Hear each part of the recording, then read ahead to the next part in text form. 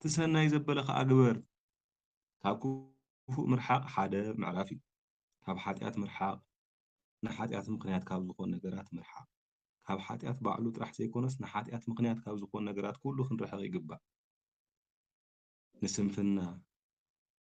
ندخام مقبي ندخام نحاتيات مقنيات يخون يوم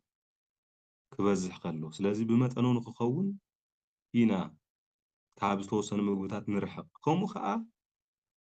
ننفسنا زي ربحو انت فونتو زخونو كنتو نايز الزمن زي ناي حاتيات وطمد زخونو ناي محبراو ميديا ناي انترنت أتغاقمانا بجزا رأسهم بعلهم حاتيات كواتا زيكونو نحاتيات مقنيات زخونو عداقاتات يوم حاتيات شمتلو بوتاي صدقي يشمتلون مالت يكونن صدقي ዝሽመተሉ ቦታ ክንገብሮ ንኽእል ኢና ከምዚ ሕዚ ቅዱስ ቃል ዝኾነ ንመሃራሉ ዘለና ነገር ግን ሓጢኣት ዝሽመተሉ እውን ቦታ ከም ዝኾነ ከዓ ክነስተውዕል ይግባእ ስለዚ ሓዊ ኣብ ዋግኡ ገይሩ ኣየቃፅለንን ዝብል ዋላ ሓደ እኳ ለባም የለን ስለዚ ክከላኸሎ እየ ክቋፀሮ እየ ኢልና ብልማድ ዝሓዝናዮም ናብ ሓጢኣት ዝመርሑና ነገራት ኩሉ ክንጾሞም ይግባእ ክንጾሞም ይግባእ ተዘይኮይኑ ድምፅና ኣብ ላዕሊ ክንስማዕ ዘኽእል ጾም ኣይኮንና ንፀውም ዘለና ማለት እዩ ሕጊ ኣምላኽና ከይገደፍና ልዕሊ ኩሉ ቅድሚ ኩሉ ዝያዳ ድማ ሕጉ ሓሊና ክቢርና ተኣዚዝና ኣፍቂርናዮ ነቲ ትእዛዙ ኣኽቢርናዮ ነቲ ትእዛዙ ነቢርናዮ ነቲ ትእዛዙ ንጾሞ ጾም እዩ እግዚኣብሔር ዝፈትዎ ብምቕፃል ድማ ኣብ ፍቕዲ 6 እቲ ኣነ ዝፈትዎ ጾም ዝስዕብ እዩ ክብል ገለፀ ንመእሰሪ ከይፍ ምፍታሕ ነርዑት ባርነት ምዝላቕ ንጥቑዓት ምውፃእ ሓራ ምዃን ዝተጠቕዑ ሓራ ክወፁ ምግባር ኣርዑት ባርነት ዘበለ ኩሉ ምስባር እንጀራ ኩሉ ንጥሙይ ምምቓል ምክፋል ተመልከቱ እቲ እንጀራ ንግረፎ ዝገደፍናዮ እንጀራ ግን መሊስና ነካፍሎ ዳኣ እምበር ንፅባሕ ንበሉ ወይ ከዓ ከዕስዊ ንግበሮ በረኸትና ትጸላእ ሰናያት ክወስደልና ኣይንፍቀድ እታ ዝጾምናያ እኽሊ ነቲ ዘይብሉ ንሃባ ቁጠባ ይኾን እምበር እንድሕር ንግሆ ዘይበላዕኻዮ እኽሊ መሊስካ ደራሪብካ እንድሕር ቁርስን ምሳሓን ድራር እንተኮይንካ እዚ እግዚኣብሔር ዝፈትዎ ጾም ኣይኮነን ወይ ከዓ እግዚኣብሔር ዝቕበሎ ጾም ኣይኮነን ንግሆ ብዘይምብላዕኻ ጥራሕ ተኸበረሉ ትረኽበሉ በረከት ተመሲልካ ንዓርስኻ ምትላል እዩ ጸላእ ሰናይ ዘታለልና መታለሊ መንገዲ እዩ እዚ ሕማቕ መታለሊ መንገዲ ቁርሲ በላዕናን ሰናይ እቲ ናይ ቁርስና ናበይ ጌርናዮ ንዝጠመየ ሂብናዮ ምሳሕ ይበላዕናን ሕራይ እቲ ዘይበላዕናዮ ናበይ ጌርናዮ ናበይ ጌርናዮ እንታይ ይብለና ኣሎ እንጀራኻ ንጡሙይ የማቕሎ እንተ ምስ ተሰዱ ኣብ ገዛኻ ተቐበሎም ጋሻ ተቐበል ነቲ ዕሩቕ እንተረኣይኹም ክደንዎ እቲ ዝጸገመ ሓግዞ ጸጊምዎ ኣሎ ጸጊሙ ንኽሳብ ዝብለካ ኣይትጸበዩ ስለ እግዚኣብሔር ኢሉ ክሳብ ዝልምነካ ኣይትጸበዩ ገጹ ኸዊሉ ሓዊ ኮይኑዎ ገጽ ሰብ ወፂኡ ክልምን ከቢድዎ ረኺቡ ዝሰኣነ ክንደይ ሰብ ኣሎ መስሎ ኣቤት ዘመን እዚ ዘይረኣየና ነገር እኮ የለን ርኹብ ናሃለወ ዝሰኣነ ልብሱ ክትርእይዎ ከለኹም ሰውነቱ ክትርእይዎ ከለኹም ዝረኸበ እዩ ዝመስል ዝሰኣነ ይመስል እዚ ክሳብ ዝልምነካ ኣይትጸበእ ስውር ኣቢልካ ሕበ ኣቢልካ ሃቦ እቲ ብስውር ትገብሮ ዘለኻ ብግልፂ ዝኸፍለካ ኣምላኽ ኣለካ። ስለዚ ጻምእን ጥሜትን ከይኸውን ዘይተሰምዐ ድምፂ ከይኸውን ጾምካ ተጠንቀቕ።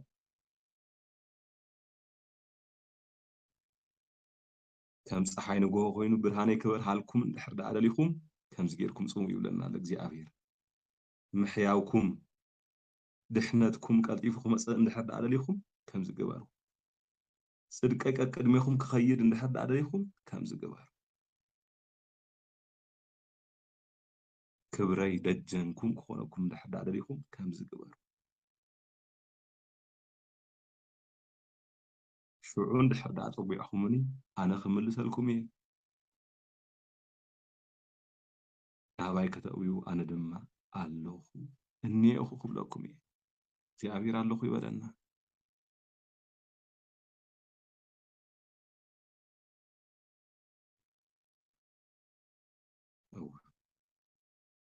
ምውጥዋጥ ኣፃብዕትን ንሕማቕ ዘረባን ካባኹም ካብ ማእኸልኩምን ኣርሕቕዎ፣ ኣይትጠቋቐሙ። ንሱ ከምዚ እዩ ንሳ ከምዚ ኣይትበሃሃሉ። ኣብ ጾም እዚ ይፍቀድ። ኣብ ጾም ጥራሕ ኣይኮነን ኣብ ካልእ ግዜ እውን ኣይፍቀድ። ነገር ግን ጾም ከዓ ንእግዚአብሔር ጥርዓና ነቕርበሉ፣ ናብ እግዚኣብሔር ንቐርበሉ፣ በረኸተ ስጋ በረኸተ ነፍሲ ንረኽበሉ፣ ድሕነት ስጋ ድሕነት ነፍሲ ንረኽበሉ መንገዲ ስለ ዝኾነ፣ ንፍታሓሉ መንገዲ ስለ ዝኾነ ፍታሕ ዝደለየ ሰብ እንድሕር ዳኣ ሃልዩ ከምዚ ይግበር። ኣብ ልዕሊ ሰብ ኣይጠቁም ኣይጠዋቕ። ንዝተጨነቐ ኣማቒልኩም ንጥሙይ ኣጽጊብኩም እንድሕር ዳኣ ኮይንኩም ብርሃንኩም ኣብ ጸልማት ክበሪ። ኣብ ብርሃን ኣይኮነን ኣብቲ ዝመላለስ ብርሃን ጥራሕ። ኣብ እዋን ፀበባ እኳ እንተኾነ ኣብ እዋን ጸልማት እኳ እንተኾነ ጸልማት እኳ እየሸነፈኩምን ኣብቲ ብርሃን ጥራሕ ኣይኮነን እኮ ኣብ ጸልማት እኳስ ብርሃንኩም ክበሪ እዩ። ጸልማትኩም እውን ከም ፀሓይ ቀትሪ ክኹላዕ እዩ። ተመልከቱ፣ ሰባት ጸልማት ዝብልዎ እቲ ጸልማት ከም ብርሃን ቀትሪ ከም ፀሓይ ቀትሪ ክኹላዕ እዩ። ኣነ ንኩሉ ግዜ ክመርሓኩም ብፅቡቕ ነገር እውን ከጽግበኩም እየ። ጥዕናን ሓይልን ክበኩም እየ። ንስኻትኩም ከዓ ከም ዝሰተየ ኣታኽልትን ከምቲ ማይ ዘይነጽፍ ዓይኒ ማይን ክትኮኑ ኢኹም። ቅድም ኢልና ናይ ልቢ ኣምላኽ ዳዊት ከም ዝዘመርናዮ መዝሙር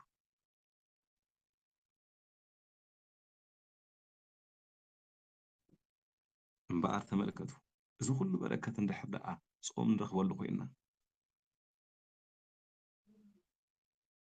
ጸልማትና ከም ፀሓይ ቀትሪ ክኹላዕ እንድሕር ደኣ ደሊና ኮይንና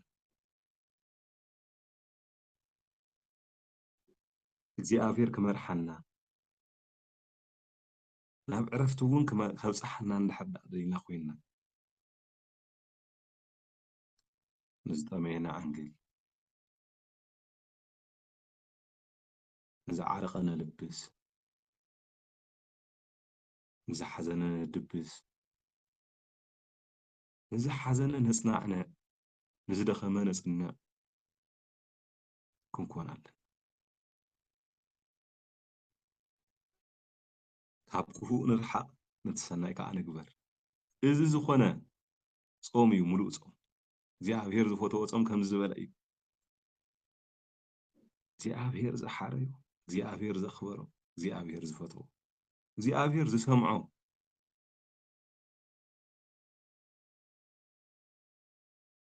ሃርኦት ባርነት ነቕልል እቲ ዝደኸመ ነብርዮ ክንደይ ኣለዎ ናብራ ዝደኸሙ ህይወት ዝደኸሙ ሓጢኣት ዝድከሙ ፈተና ዝድከሙ ደኺሙኒ ዘይበለ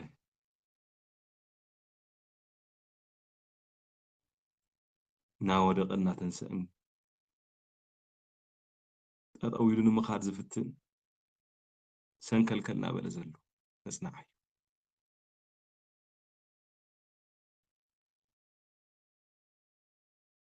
ምሕዋይ ቀልጢፉ ክመጽእ እንድሕር ደሊኹም ኮይንኩም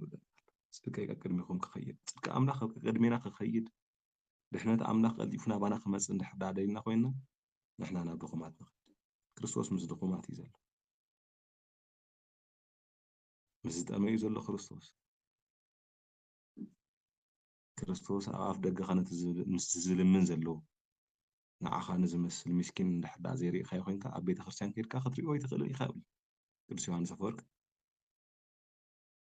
እቲ ኣብ ቅድሜኻ ዘሎ እቲ ኣብ ድልኩት ኣፍካ ዘሎ ኣብ በርኻ ዘሎ ከም ለዊ ዝወደቐ ቁራስ ዝሰኣነ ዓሪቑ ዝኸይድ ዓቕሚ ዝሰኣነ ምጽዋዕ ዝተሰኣኖ ብስቕታ ዝምልከተካ ናቱ ድምፂ ክሰምዕ ተዘይክኢልካ ኣምላኽ ድምፅኻ ክሰምዓካ ከመይ ኢልካ ትሓስብ ዶ ኣለኻ ክርስቶስ ኣብ ዝጠመየ እንድሕር ዘይርኢኻዮ ኣብ ቤተ ክርስቲያን ከይድካ ክትሪኦ ይትሕሰብ ኣብ ዝዓረቐ ኣብ ዝሓመመ ኣብ ዘጐስቆለ ኣብ ዝተገደፉ ይኮ ዘሎ ክርስቶስ ኣብ ዝተገደፉ ኣብ ዝተገለሉ ኣብ ዝተጸረፉ ኣብ ዝተነዓቑ ኩሉ ሰብ ኣብ ዘይጽበዮም ኣብ መድረኽ ዘለዎ ይኮነን ክርስቶስ ዘለዎ እቶም ኣብቶም ዝመሃሩ ዘለዎ እምበር ኣብቶም ዘምህሩ ዘለዎ ይኮነ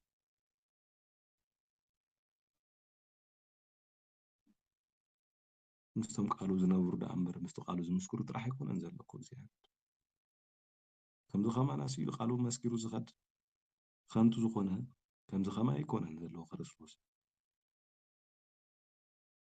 ክርስቶስ ዘሎ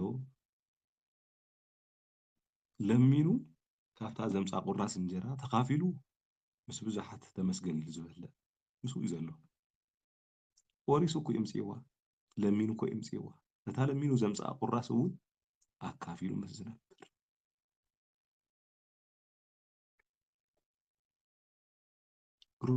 ርሑቕ ተጓዒዙ ዘምፃእ ማይ ክትውድኣኒ እያ ኢሉ ከይሓሰበ ተኻፊሉ ምስ ኣሕዋቱ ጽባሕ እግዚኣብሔር ይፈልጠልና ምስ ዝበለ እግዚኣብሔር ምስኡ ኣሎ ዕራቁ ቁርን ፀሓይን እናተፈራረቁ ኣብ ማእኸል ጽርግያ ኣብ ወሰን ጽርግያ ምሕደሪ ገይሩ ዝሓድር ዘለዎ እሱ ክርስቶስ ዘለዎ እዩ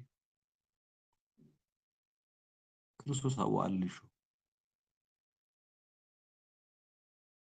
ኣብኡ እዩ ዘሎ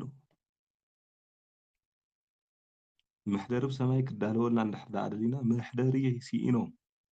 ፍቆዶ በረኻ እሞ ከዓ ምሕደሪ ከም ዘይነበሮም ምሕደሪኦም ፈሪስዎም ምሕደሪኦም ተቓፂልዎ ምሕደሪኦም ተበቲንዎ ፍቆዶ ዳስ ፍቆዶ በረኻ ፍቆዶ ስደት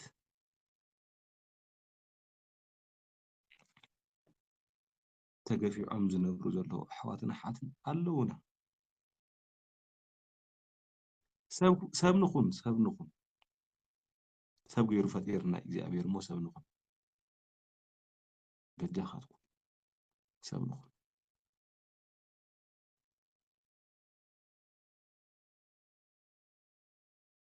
ሰብነት ኣኽቢሩ ሂብና ብኣምሳሉ ፈጢርና ናሃለወ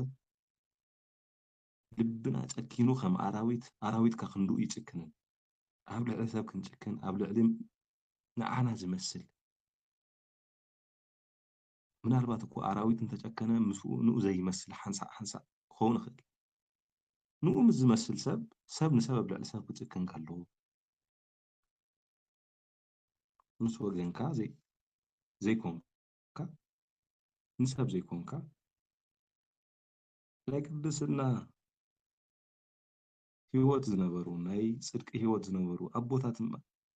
ንሰብ ጥራሕ ዘይኮነስ ንእንስሳ እውን ሓዚኖም ምስ እንስሳ እውን ተመሳሲሎም ንእንስሳ ኣዚዞም እንስሳ እውን ተኣዚዝዎም ኩሉ እግዚኣብሔር ክትእዘዝ ከለኻ ኩሉ እዩ ዝእዘዘካ እኮ ኣቤት ናትና ድኻም መዓዚና ልቢ ንገብር እግዚአብሔር ልብ ዝኸልከለና ድዩ መሲሉኩም ልቢ ሃበና ልቢ ሃበና ልቢ ሃበና እናበልና ኩሉ ግዜ ግን ልቢ ክንገብር ንእሽተይ ፃዕሪ እኳ ዘይንገብር ዘይለመድናዮ ዘይፈተናዮ ፍቃድ እኮ ካብቲ ቅድም ኢለ ኣብቲ ምዕራፍ ሓደ ጀሚሩ ካብ ፍቅዲ ሓደ ክጅምር ከለኹ ፈቂድና ፈቲና ዕለት ዕለት ንእግዚአብሔር ክንመስል ንፈትን ኣሚንና ዝተጓዓዝናዮ ጉዕዞ እንታይ ኣለና ሂብና ዘይንፈልጥ ሎሚ ብምሃብ ንጀምር ካብ ጉድለትና ምሃብ ንግደፎ እሞ ካብቲ ተረፍና ንጀምር ካብቲ ዝተረፈና ልብሲ ተረፈና ጫማ ተረፈና መጎናፀፊ ዝተረፈና ኩሉ ነገር መጀመርያ እስከ ካብኡ ንጀምር ድሕሪኡ ክንድሕር ጀሚርና ኣብቲ ዘለዎ ይውስኸልና እግዚኣብሔር ከዓ ኣቦታት እኮ ካብቲ ዘለዎም ጥራሕ ኣይኮነን ካብቲ ዘይብሎም እውን ጥራሕ ኣይኮነን ኣባ የስሪን ኣብ ገድሎም ከም ንሪኦ ንባዕሎም ሸይጦም ንባዕሎም ከም ባርያ ተገዛእ ገይሮም በቲ መግዚኦም ዝተዋሃብዎ ንድኻታት መናበሪ ዝገብሩ ቅዱሳን ኣቦታት ንክርስቶስ ብግብሪ ዝመሰልዎ እኮ ነይሮም እግዚኣብሔር ፈቂድዎ እግዚኣብሔር ፈትይዎ እውን ኣብ ዘመንና እውን ርኢና ኢና እታ ደመወዞም እታ ናይ ፍረፃምኦም ሓንቲ ከየትረፉ ንድኻታት ዝነብሩ ዝተውሃቦም ኩሉ ተሓቢኦም ዝህቡ ልብሲ ምግቦም ሓቢኦም ልብሶም ሓቢኦም ንሰብ ዝበልዑ ዘለዉ እናመሰሉ ንድኻታት ዘብልዑ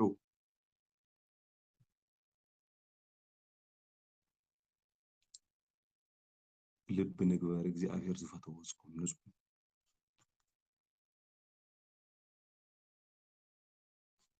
ሓንቲ እያ ሂወትና እኮ እሳ ንዘለኣለም ክትከውን ንግበራ ንዘለኣለም ጥፍኣት ዘይኮነስ ንዘለኣለም ሂወት ክትከውን ንግበራ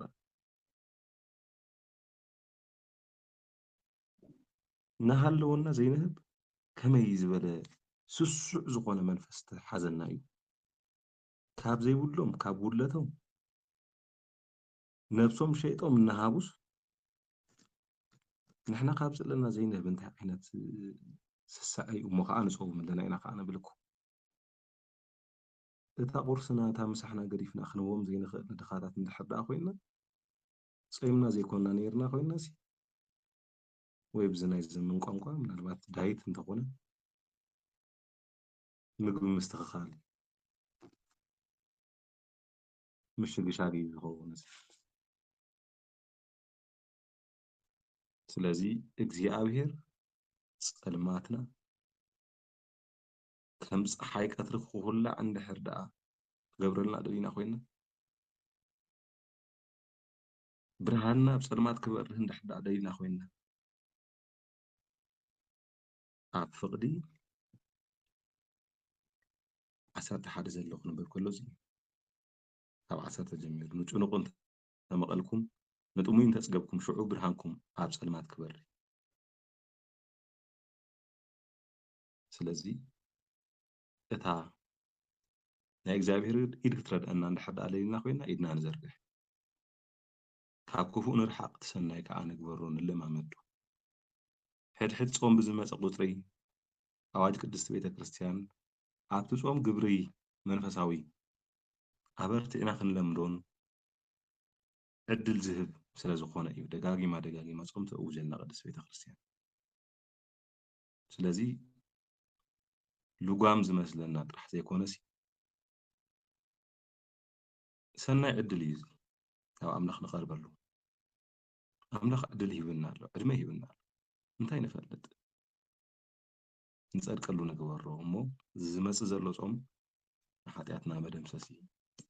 ንመንግስቲ ኣምላኽ መውረሲ ሕልናና ዝዓርፈሉ ካብ ዘለና ነካፍለሉ ሓጎስ ክምስታ የሕዋትና ንሪእሉ ንግበሩ ኣሕዋትና በኣና ምክንያት ክምስተ ኢሎም እግዚኣብሔር ከዓ በኣና ክምስተ ይብለሉ ምክንያት የለን ምሳና ዘሎ በኣና ተተሓጒሱ እግዚኣብሔር ዘይሕጉሰሉ ምክንያት የለን ስለዚህ ፍቅሪ እግዚኣብሔር ንለማመደሉ ክርስቶስ ንመስለሉ ንጻድቃን ቅዱሳን አቦታትና ንመስለሉ ጾም ንጹህ ጾም እግዚአብሔር ዝፈተዎ ጾም እግዚአብሔር ዝሓረዮ ጾም ዘይስማዕ ጾም ዝመስል ቅሜት ጻምእን ዘይኮነሲ እግዚአብሔር ዝፈተዎ እግዚአብሔር ዝሓረዮ እግዚአብሔር ዝመረጾ ብርሃኑ ዝልእኸሉ ህይወት ንረኽበሉ ጾም ይግበረልና አምላከ ቅዱሳን ልዑል እግዚአብሔር ዝኽንገብር ከዓ ዘለዓል ቅዱስ ዝኾነ መንፈሱ ንሐዋርያት ዝለኣኾና ኣነ እውን ዕፅፊ እንድሪ ወንጌሉ ይልኣኸልና ኣብ ጸጋና ይወልድ ፍቅሪ መንፈስ ቅዱስ ሕብረት ናይ ኣዴና ቅድስት ድንግል ማርያም ኣማላድነት ናይ ጻድቃን ናይ ቅዱሳን መላእኽቲ ተራዳኢነት ምስ ኩላትና ይኩን ኣሜን። ጽኒትኩም ስለዘዳመጽኩኒ ካብ ልቢ የመስግን። ወስብሐት ለእግዚአብሔር።